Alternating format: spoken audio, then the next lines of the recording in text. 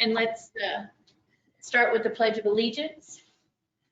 I pledge allegiance to the flag of the United States of America and to the republic for which it stands, one nation, under God, indivisible, with liberty and justice for all.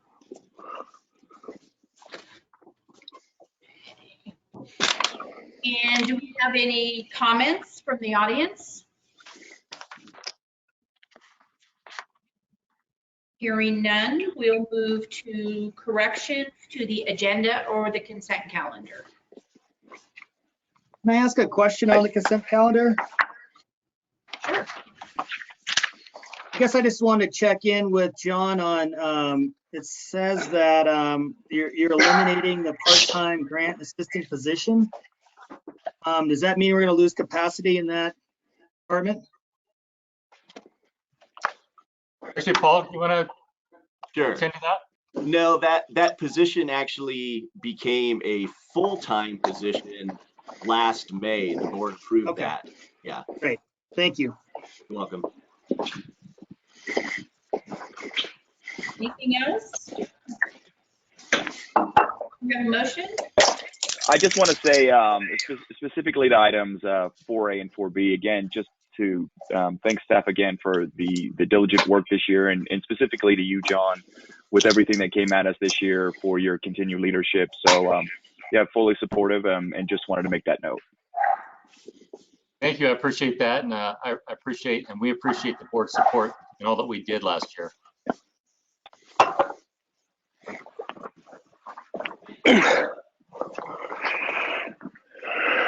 Okay. Are we waiting for a motion? Yes, please. I move that we approve the consent calendar. I'll second that.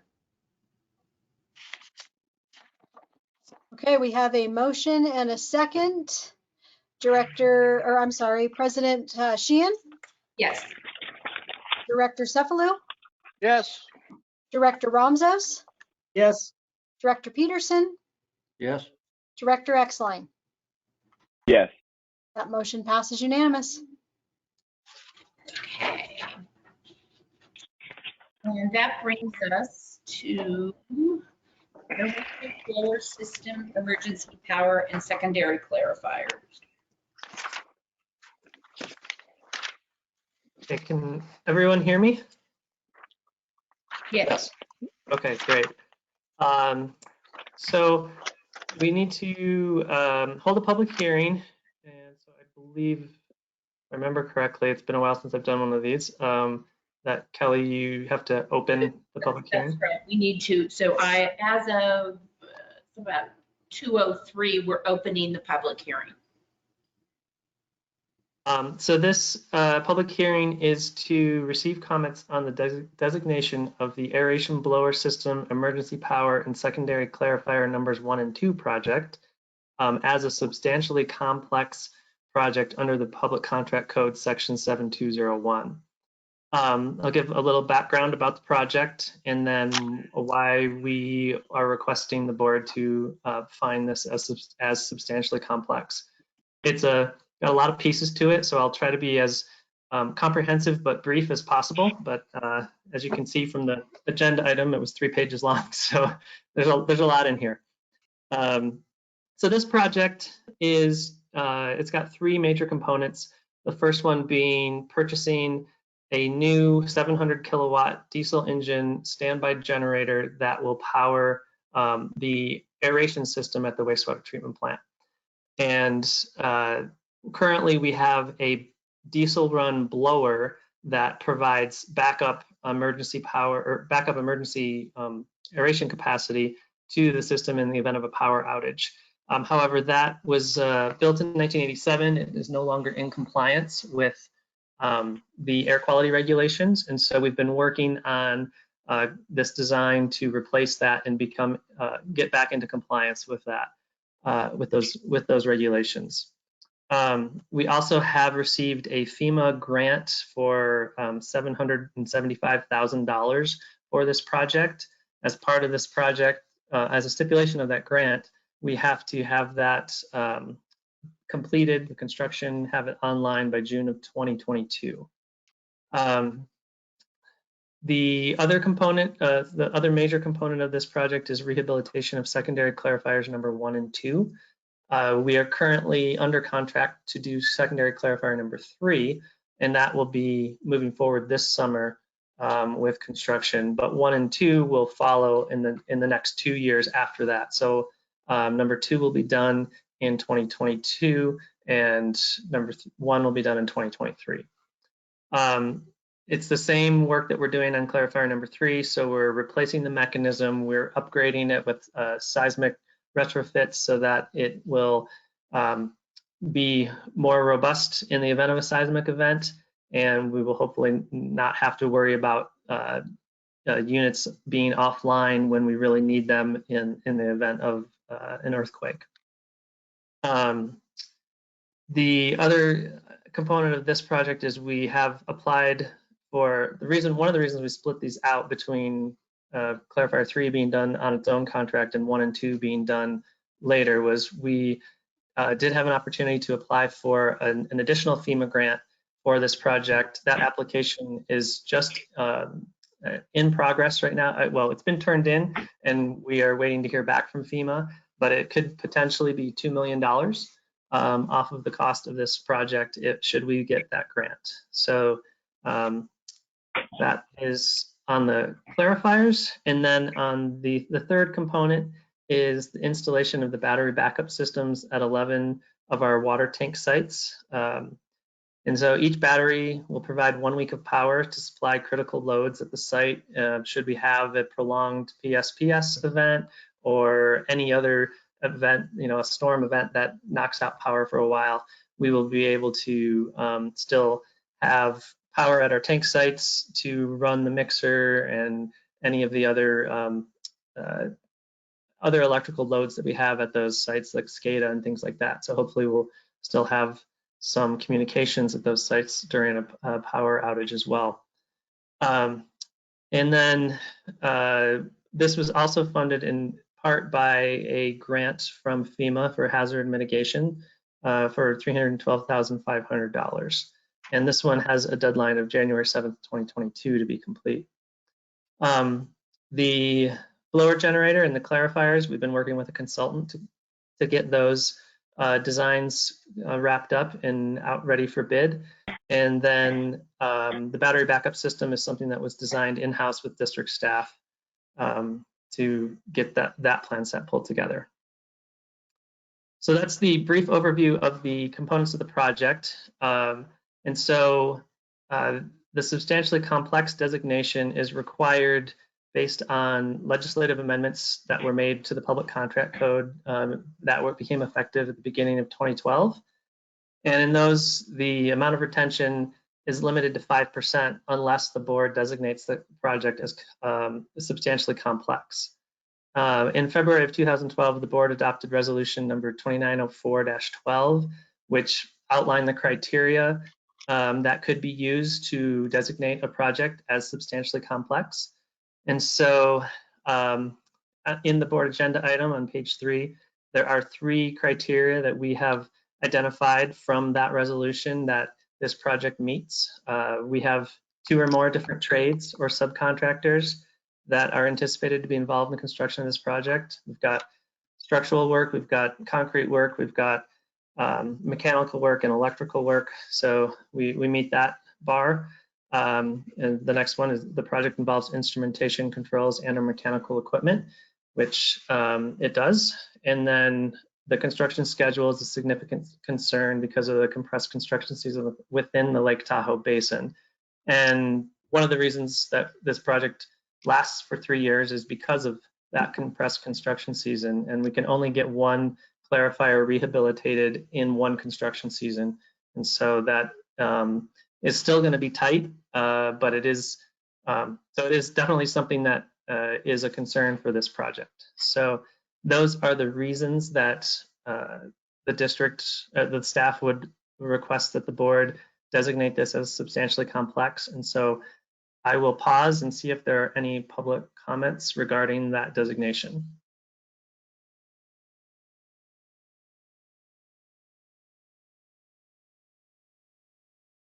Okay, doesn't sound like it. So I will let's pause, I guess, and ask the board if there are any questions regarding the project or what I am requesting at this time. Just to confirm, there's no there hasn't been a change of scope. All that's being requested today is just the designation change. It didn't appear that there was a change of scope, but I just wanted to confirm that. No, there hasn't been any change in scope.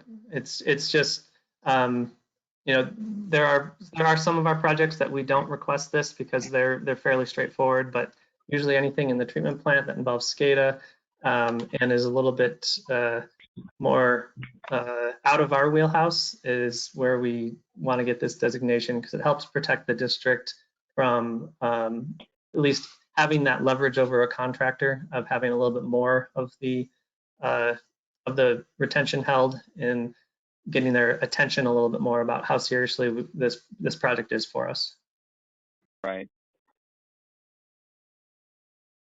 And then should we close the public hearing prior to voting? Yes, good. Okay, so the public hearing is closed, and do we have a motion? So I can read my requested board action, at least the parts 2 and 3. So today I'm asking the board to find the project substantially complex and require a 10% retention limit, and to also authorize staff to advertise for construction bids for this project. So moved. Second. Okay, just a point of clarification. Who was that second? Ramsos? Ramsos, thank you. Sometimes hard to look and see at the same time I'm trying to type on here. Okay, we have a motion and a second. President Sheehan, Yes. Director Cefalu, Yes. Director Ramsos, Yes. Director Peterson, Yes. Director Exline. Yes. That motion passes unanimous. Thank you. Thank you, Steve. And that moves us to item B, COVID rate relief program, and that's Tim, I believe. Yes. Good afternoon. Today I'm asking the board to approve an extension to the temporary COVID rate relief program until March 31st, 2021. I know our last meeting we talked about some different things or different approaches that we can use, and after evaluating those different approaches that were mentioned, staff believes it's best to leave the COVID rate relief program set up as it has been. The COVID cases in our community are leveling out, and non-essential businesses are slowly opening back up. The program we had in place, it has worked in helping the customers that actually need it. Residential customers who used this program in the past are currently out of work and still trying to get back to work. So due to their financial hardships, this program will continue to help them and hopefully get them back to work soon. So again, I'm asking the board to approve this. Is there any questions? I have a question, Tim. I'm just curious, what data are you using to kind of get a notion of, I guess the COVID numbers are pretty easily, the data available is pretty readily available around COVID, but I'm just curious in terms of some of the economic data, where are you going to find that information? Currently, basically what we're doing, I'm not really finding the data anywhere. When we take the applications, we're actually evaluating applications, and the customer is providing proof of, they're not working or they're facing a financial hardship, and that's what qualifies them for the program.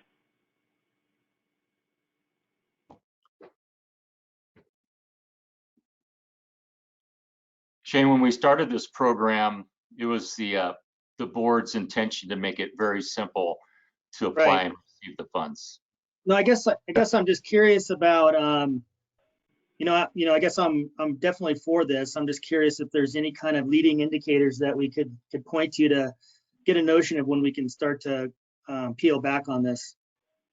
Yeah, I agree, Shane. And, if my crystal ball worked a little longer or a little better, I'm hopeful that this will get better here in the next few months. But you know, as I understand it, there's another strain going around, but supposedly the vaccines are still working. In businesses, like I say, non-essential businesses like your restaurants, your beauty shops, things of that sort, you know, they're trying to get to a point where they can open back up, even if they can just have 20% of their customers in there. That's better than nothing. So hopefully, you know, in the next few months, things will start looking a little bit brighter. You know, I'll definitely keep you guys updated and let you know where we're at with the program, and, you know, we'll just kind of gauge, you know, the news as it comes in as far as, you know, what COVID's doing to the community. Yeah, and we are tracking some numbers from the city. I talked about some of those last time, their sales tax receipts and their TOT records. It's a little bit of a trailing set of information. The last information we had was the end of the third quarter of last year. Paul, I'm not sure if you know when we could get an update for the fourth quarter of 2020 or not, but I expect in the next month or so. We should, yeah. I'll check next week to see if the city has that data posted on their website. We can report on it at the next board meeting. But based on that last set of numbers, the city, in terms of their tax receipts, both TOT and sales tax, looks to be rebounding very robustly as of September, through September. Yeah, I'm wondering if that's a good indication of our residents in terms of employment numbers, and you know, I guess maybe in some way it indicates the amount of economic activity, but not so much, you know, the employment and I guess the need. But anyways, just more of trying to get a sense of, you know, kind of what the horizon looks like as it relates to COVID and economic recovery related to this. Mm-hmm.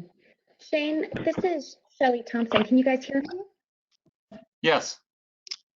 I think this is a great question. And another factor that we're looking at, I think what was the impetus for looking at rolling this program, extending this program, was that at the last board meeting, we were still in, I believe, shelter in place. So there wasn't outdoor dining, beauty salons were closed, etc.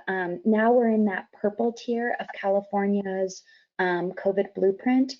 And so my hope, I'm sure all of our hope, is that by the time April comes, that we will no longer be in that purple tier, hopefully not in that red tier. Wouldn't it be wonderful to be in that, I forget if it's yellow or orange tier, so that our high school can reopen, so that businesses can be at, you know, not just 25% capacity, but potentially 100% capacity. So I know that that is something that our COVID team is looking at when we're evaluating just how things are going at the district and our management strategies. So we'll keep looking at that as well.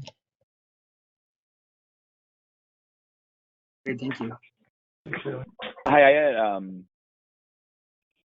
at the last board meeting, I had mentioned that, you know, conceivably as this moves forward, some of the individuals and families that are utilizing the relief programs it's going to be more systemic in nature conceivably, and not something that will just simply end itself in April or May or June.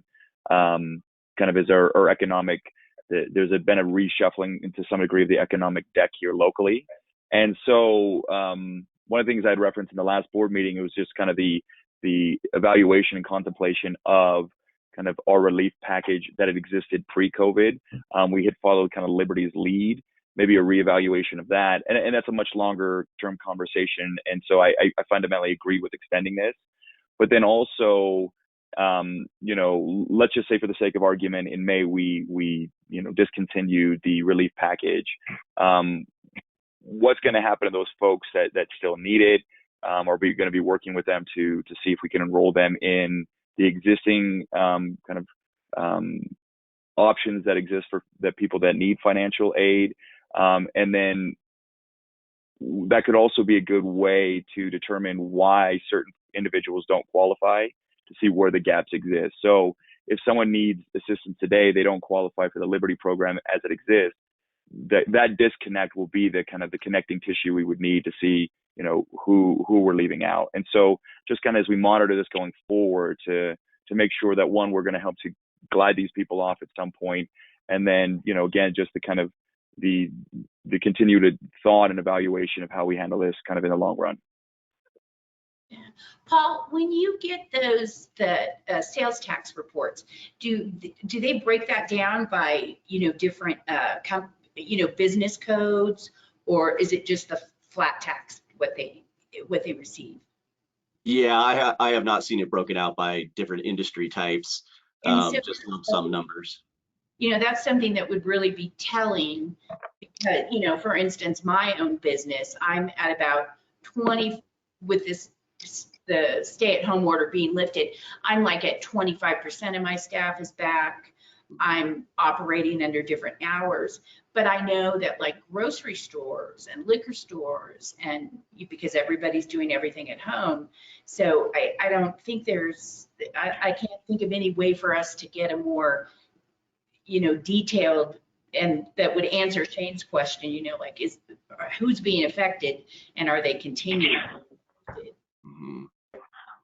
Yeah, I mean, I guess I asked the question, I was looking at EDD numbers, and it looks like, at least from their numbers, I don't know if they're accurate, but, you know, the unemployment rate's right around 3.9%. It's pretty low. So I was just curious. I guess for me, I was just wondering if there was any other sources of information that might help inform this program, you know, as compared to, you know, you have a customer care program. I'm wondering if there's a way to transition them into there, kind of like what Nick was pointing out.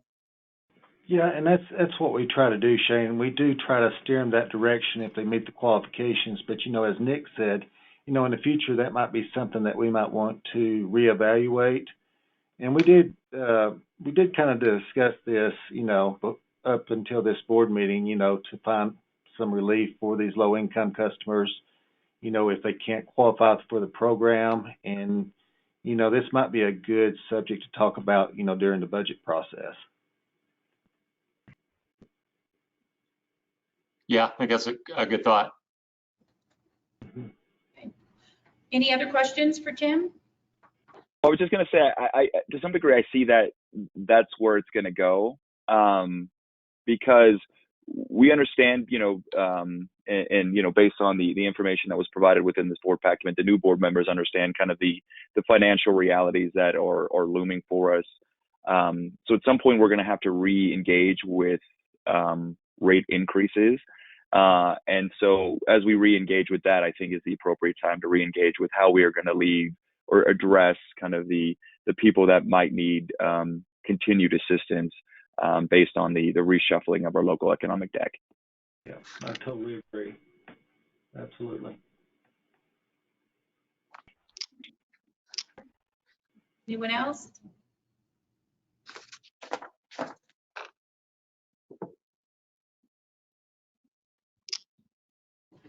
Okay, if there's no one else, I'm requesting that the board approve an extension to the temporary COVID rate relief program until March 2021, March 31st, 2021. So moved. I'll second. Okay, we have a motion and a second and a bark.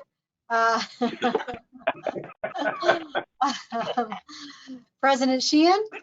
Yes. Director Cephalou? The bark was a yes. Okay, good. Director Ramzos? Yes. Director Peterson? Yes. Director Exline? Yes. That motion passes unanimous. Thank you. Thank you so much. Thank you, Tim. Okay, that brings us to payment of claims. I'll move approval of payment of claims in the amount of $1,390,358.62. Second. Okay, we have a motion and a second. President Sheehan? Yes. Director Cephalou? Yes. Director Ramzos? Yes. Director Peterson? Yes. Director Exline? Yes. That motion passes unanimous. Okay. And that brings us to the 2021 board committee appointments. And I spoke with a couple of the board members personally, and then I sent out emails. So did everybody get that? And is everyone Yeah, comfortable? thank you, Kelly. Okay. But I am going to go ahead just for the heck of it, and I'm going to reiterate the appointments. So for standing committees, the executive committee is myself as president and Dave Peterson as vice president. The finance committee is once again myself and Chris Cephalou. Water and wastewater operations committee is Shane Romsos and Dave Peterson. System efficiency and sustainability committee is Shane Romsos and Nick Exline. And then for our ad hoc committees, and these are temporary in nature, there's no noticing requirements prior to meetings. So for Lakeside Park Associates, that would be myself and Shane Romsos. Metering and development, Chris Cephalou and Nick Exline. Workforce housing, Shane Romsos and Nick Exline.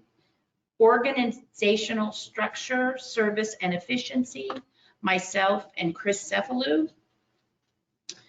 And then the liaisons, and this provides representation to different entities. The first one being Alpine County is Shane Romsos. AQUA, which is the Association of California Water Agencies, Dave Peterson. And that also includes, he will be the representative along with Liz Kaufman to the JPIA, which is our insurance provider.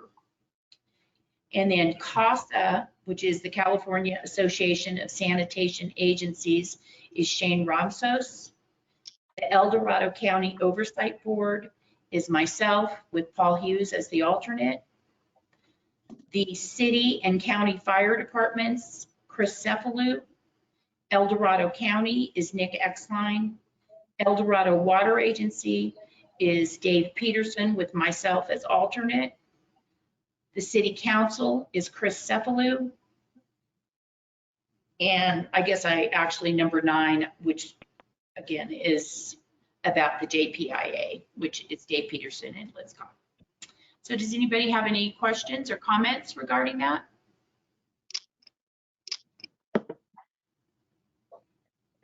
Nope. Okay, well then everybody's good to go. So do we have any standing or ad hoc committee reports? Nope. Anybody? How about board member reports?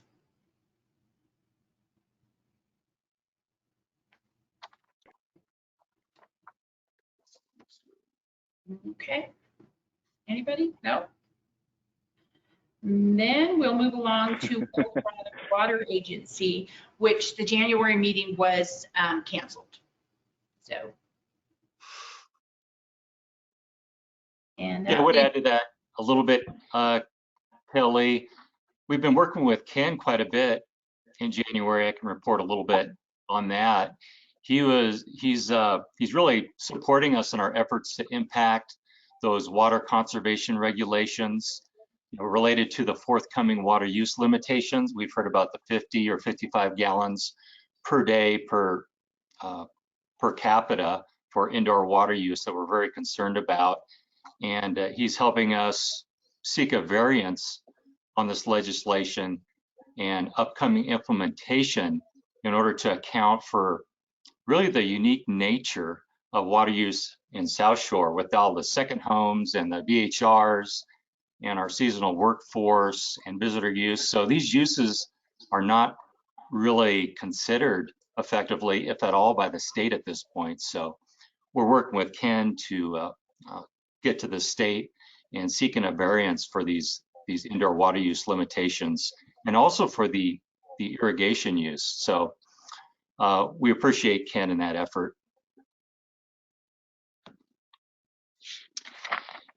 And if you'd like, I can continue. I think I'm up next. I I've got a few items to go over. We'll start with staffing. Lots of activity and all good news, really. We interviewed 5 for the pump station operator position, and we made a selection, and that candidate is now in the pre-employment process. Probably going to take 3-4 weeks typically. And we interviewed 5 for the DVR recycled water worker positions. They're completing follow-up interviews with 3 candidates yesterday, and today, I believe, is the final follow-up. And then 33 applications for underground repair water are being reviewed. And then for accounting supervisor, we received 21 applications, and we'll be interviewing 6 next Tuesday. These are virtual interviews. And finally, HR analyst. 55 applications were received, and Liz has narrowed this list down to just 29. So we're looking at 29 at this point, and probably interviews in mid-February. So really looking forward to getting Liz some help down there. Next on the COVID-19 update. Well, everybody knows we're back in the purple tier, and generally cases seem to be stabilizing locally and throughout the county, actually. And in terms of vaccines, our district workers are slated for phase 1C distribution, which we expect to see near the end of February or perhaps early March. We did reach out to our staff, and we were interested in, once offered, how many of our staff would actually want to go and get the vaccines as soon as it's offered. And it looks like about 2/3 of our staff would go and get vaccinated as soon as it's offered. So I guess a little more at the district. There is no current COVID sickness, and we have just 1 employee out right now as a precaution, and only due to a potential exposure due to travel. So internally, we're still at our own risk level 3, and that includes those higher levels of remote work, mostly virtual meetings, the 12-hour staggered shifts for the field crews, and the front office remains closed. And again, the big question, how long do we stay here? Well, we talked about a little bit about this before. We continue to monitor the CDC, the state and local guidance, and especially guidance from Barton and the county health department. We also consider the school district actions and, of course, our own staff health. So I would say maybe another month at least. And I share Shelley's optimism for March and April. And I would add that up until now, the mild winter so far has helped our field crews maintain productivity on those long 12-hour shifts. But it looks like we'll be getting quite a bit of snow here in the next week, maybe a foot or 2. We'll see what happens. The last comment I have is, yes, sir. A question on that. Have you heard anything, is there any guidance coming out about, businesses reopening once their staff is substantially vaccinated, after the second dose, 2 weeks after that, supposedly it's fully effective, and you would think you could resume operations the way they were at that point. But have you heard whether that will be allowed or not? I don't know if I can, we talked a little bit about this on the Barton call on Tuesday, and Shelley, feel free to chime in. But they see the vaccine and vaccinations as just another piece of the mitigation puzzle, the masks, the distancing, virtual work, the phasing in of business operations. And I think still looking at, they're looking at the caseload and where that's going, and our hospital capacity is really being the drivers for how of the tiers. Shelley, would you agree with that, or would you like to add to that?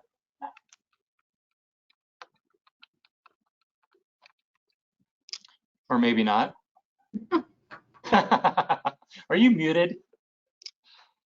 Are you self-muting? I think that's generally the case. So doesn't being vaccinated, or even if everyone is vaccinated, I don't know if that necessarily gives anyone a green light separate from any other business. at this point.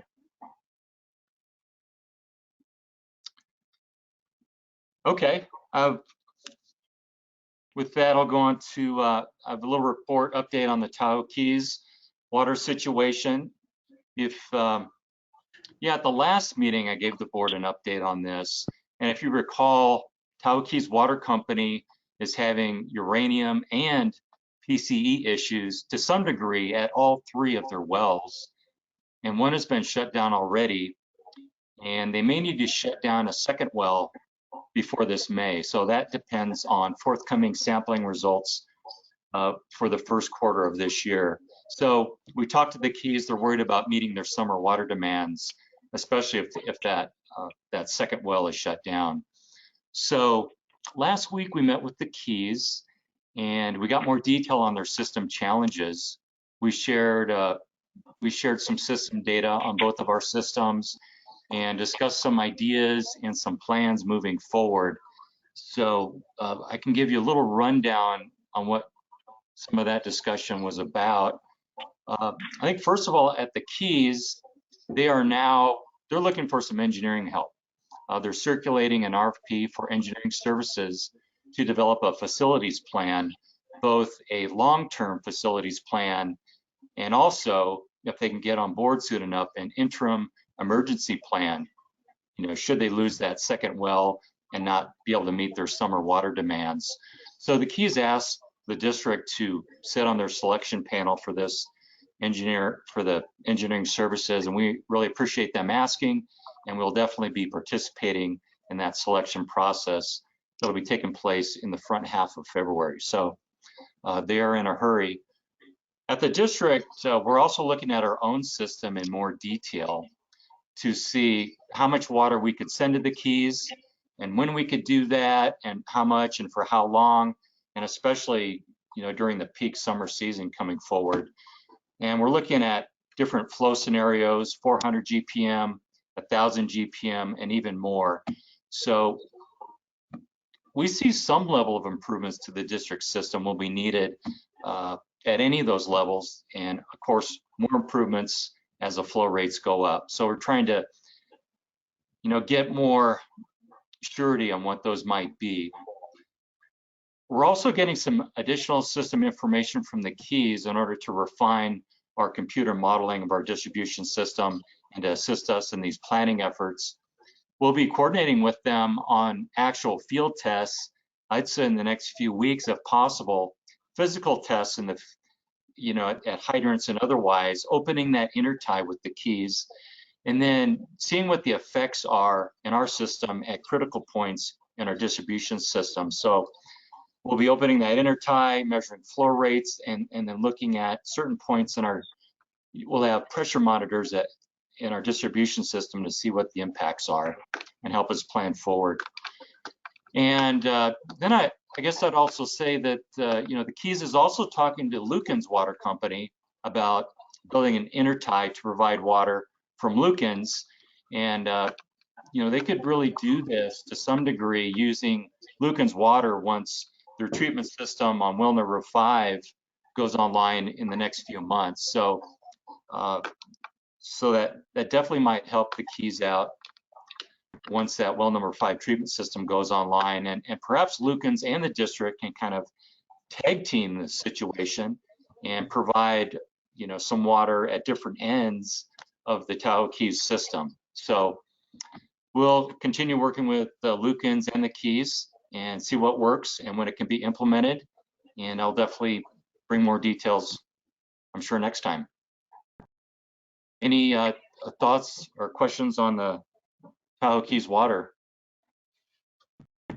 Just curious, and Dave might know probably better than anyone, but what's the soundness of the kind of the Tahoe Keys water? And what I mean by that is when you have failing wells, seeing all these things, what's the likelihood that they're going to be able to sustain level of service, given the mounting challenges that they face? Yeah, this was it up until about a month ago, this was kind of a PCE problem that was progressing very slowly. And then with the discovery of these of uranium, on top of that, it became kind of a cumulative impact that when you start adding treatment trains in series and removing some pretty bad stuff, I'm really the responsible one that said, you know, we need to do a study and figure out what the best long-term solution is, because both from a public health standpoint and from a cost standpoint, they really need to look at all the alternatives, including being completely annexed by SDPUD,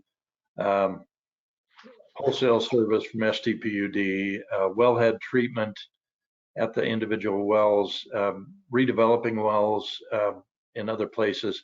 They also need to look at,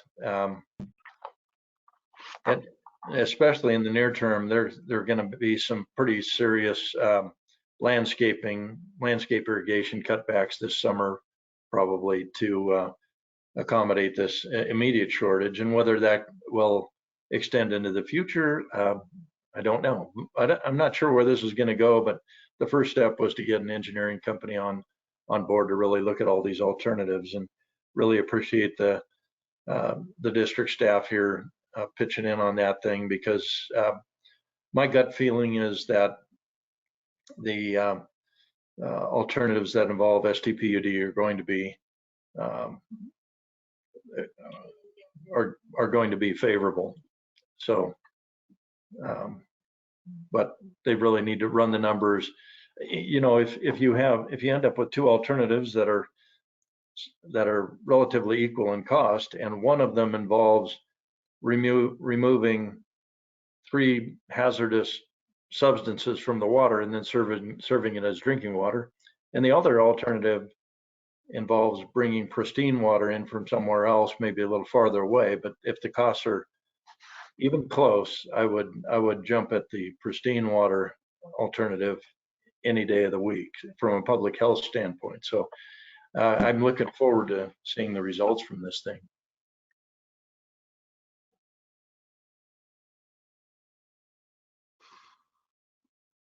Hey, Dave, would there be any way they could use the water in the wells currently that's undrinkable to landscaping issues, and then find a way to reroute drinking water back through the system to the homes? I think that's possible. Yeah, and that is one of the alternatives that the engineer needs to look at. You know, disconnecting the landscaping system from the potable water system, and just running that landscape separately.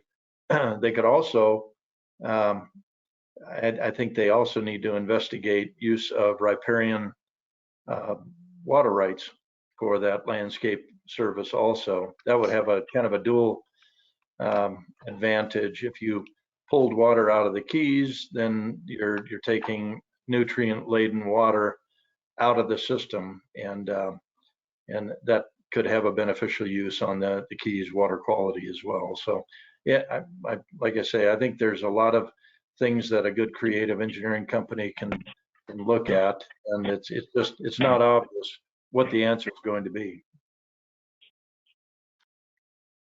We're also going to look at the ability to use those remaining wells for fire flow, which could be really challenging under an intertie scenario. Very good. If there's no more questions on my report, that's all for me, Kelly. Okay. So looks like the next thing up is a seed solar presentation. I am on the line. Can you hear me? We can. Great. Well, we were hoping to have something a little bit more formal in way of a presentation from ProStar today, but I just heard back from Denver late yesterday that they're not quite there yet, particularly with respect to the concept of on-site battery or microgrid option, which I know you guys were interested in hearing about. So he is going to continue pushing forward with that. And hopefully we will be able to bring you something at the first board meeting in February. It's a little bit more formal. But in the meantime, we did get some new finance spreadsheets from them that Gary and I spent a little time this morning going over. We do have some questions that we're going to need to take back to them. The new spreadsheet is looking at this 2.6 megawatt DC system that is their interpretation of the size system that we would need to be able to utilize all of the power generated from it on site. But when we're looking at their assumptions, there's something that just doesn't seem to be jiving. That seems like it's a little large. It does appear to match our total consumption for the month of August, but that leaves the question of, okay, where are we storing that power during the day? Does that require a battery or for Liberty to take the excess power during the day for us to use that at night? So, there are a few questions on kind of the technical side that we need to have answered. Also, it's looking at our historical power consumption, not taking into consideration that we currently use more power at night on purpose when our rates are low, and we would attempt to shift as much of that as possible to daytime to take advantage of a cheaper solar power. So that doesn't seem to be built in yet. And the financial analysis that he gave us also does not seem to account for this question of non-bypass charges or unavoidable charges from Liberty. It's still appearing that they're assuming that we will be avoiding 100% of our cost from Liberty for every kilowatt we take from them. So still some unresolved questions, and we're continuing to work on that. We had a meeting scheduled for yesterday to resume the discussion of the Ppa Agreement. I was not going to be involved in that call, but it appears that it got postponed. Gary, are you on the line? Is that correct?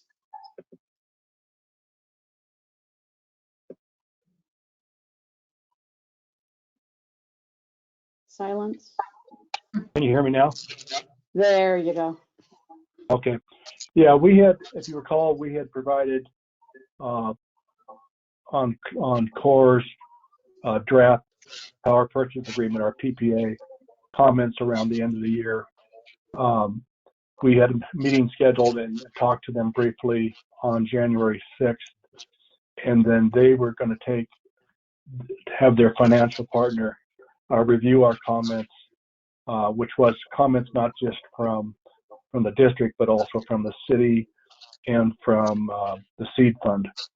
And we had this meeting scheduled for yesterday to review the revised PPA agreement. We got word yesterday morning that their financial partners had not completed going through the comments and making revisions to the PPA. So that meeting's been postponed. We have not set, we've got another date for that meeting, which will be on January 27th. So by the next board meeting, we can give you a little bit more update as far as how we're doing on drafting the PPA. But as Julie said earlier, there's still a lot of, I think, things that need to be cleaned up on their proposed project. There's assumptions that, at least in my mind, haven't been included, and there's unknowns right now.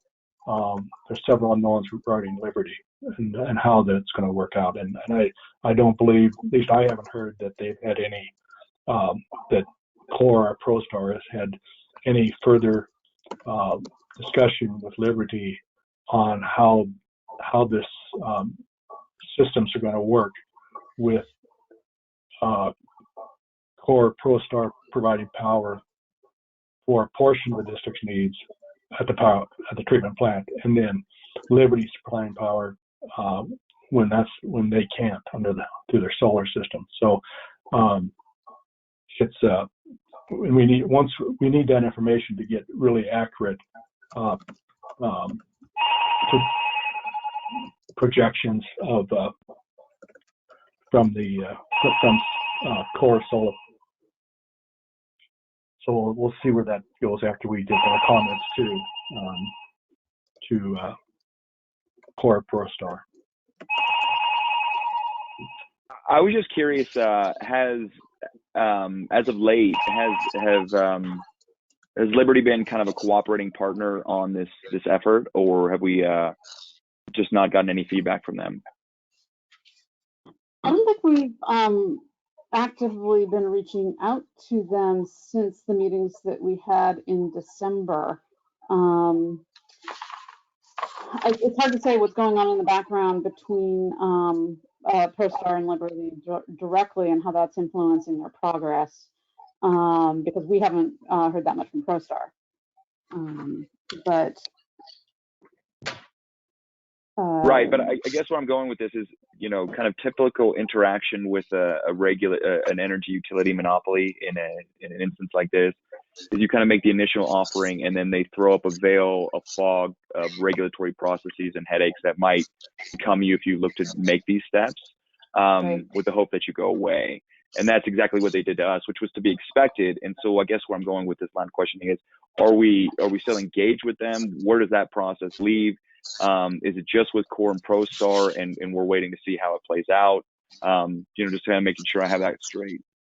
Well, you might recall, Mike, that the last discussion that we had was, let's look at this system size that would allow us to use our what's produced by the array instantaneously at the plant. And so that's kind of like the technological option we've been looking at right now, which requires the least amount of involvement in Liberty. And so I feel like kind of until we have that nailed down and we know kind of exactly what the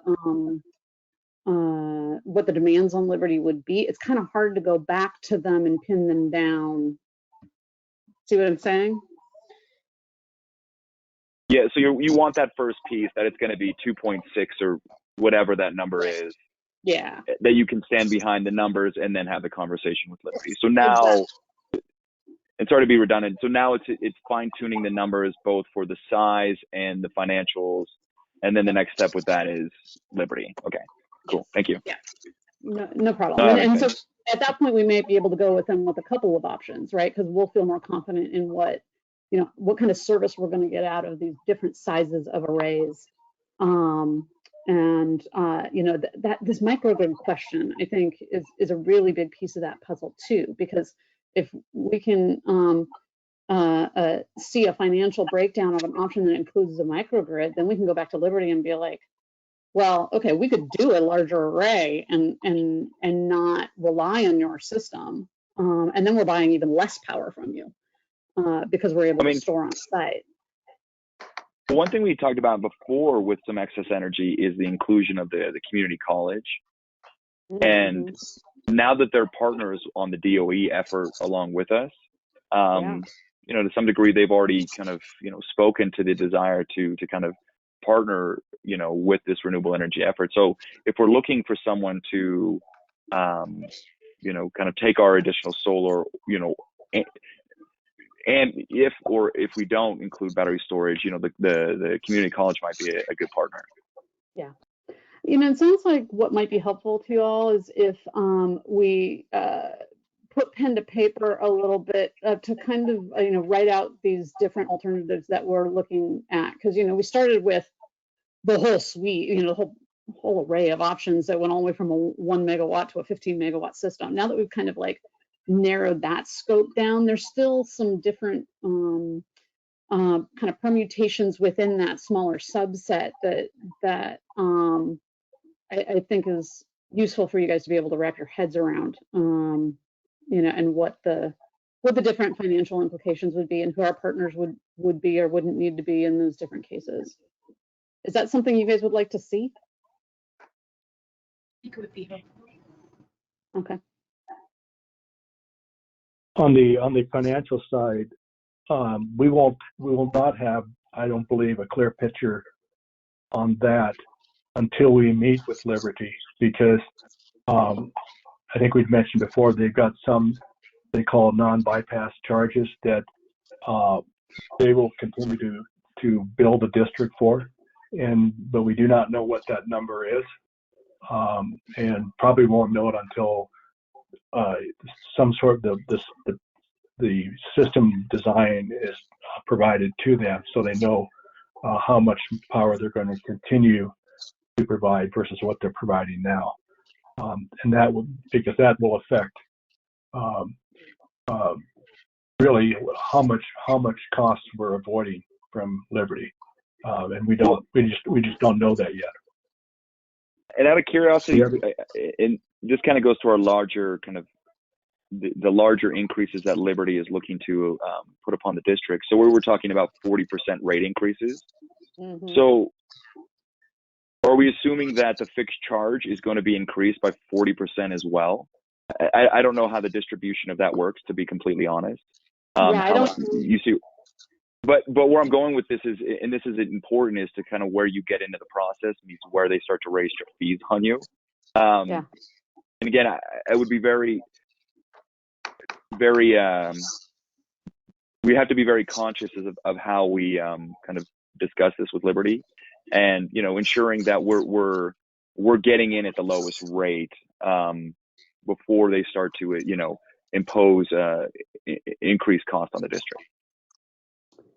Yeah, and I Julie? think that is a big unknown, that because it could be anywhere from say 4.5 cents, which is kind of the ballpark of what they were suggesting it would be under our current rate structure, to like 7 cents or something, that we would, these non-bypassable charges that we'd have to continue paying, and those are two really different numbers. Sorry, I think I stepped on someone. Well, Julie, I was just going to mention that we're planning to bring Jeff Inge in on this discussion. Jeff's our Liberty rate consultant and has a lot of expertise in this area. And Julie, how's that looking with Jeff? Yeah, so we are working on setting up a direct master services agreement and task order with him. And that's actually a great segue. I was going to say, kind of some of our next steps now that we've seen this financial analysis, this new iteration from ProStar, is to pass that along to him and talk to, and present our questions that we're going to present to ProStar, also to Jeff, and see what his responses would be of like how these things are typically handled. And actually even Gretchen from HDR, since some of our questions have to do with like, what's the right size for this, based on wanting to be able to use all the power instantaneously. Does this 2.6 megawatt make sense?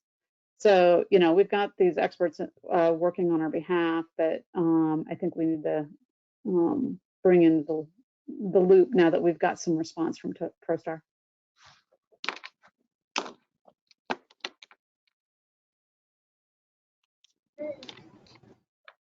Any other questions?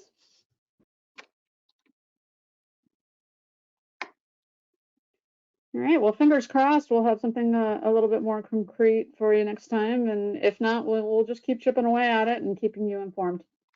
We appreciate it. Thank you, Julie. Thank you. Okay, so I think we're going to go into closed session. Can everybody hear me? Yes. Okay, so I think Chris was calling in, correct? Yes. Okay. I don't know if he's planning to call back in or not. I sent him a text. Okay. So do you think we could probably be safe in saying there was nothing to report and that the meeting's adjourned? Sounds good. Okay. Thank you, everybody. Thank you. Thank you. Bye-bye. Have a good day. Yeah, bye.